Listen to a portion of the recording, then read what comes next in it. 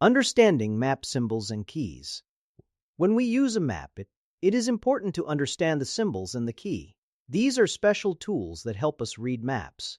Symbols are small pictures or signs used to represent real places or objects on a map. They help us show lots of information quickly in a small space.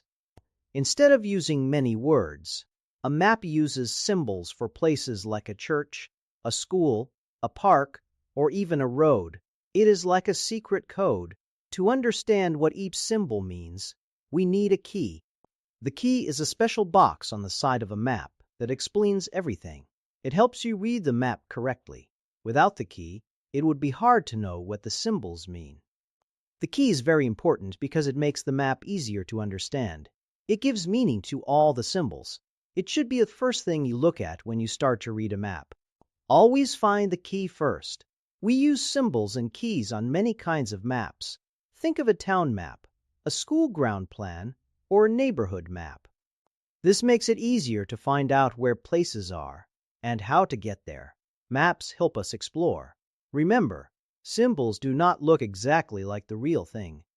They are simplified to make the map easier to read and understand.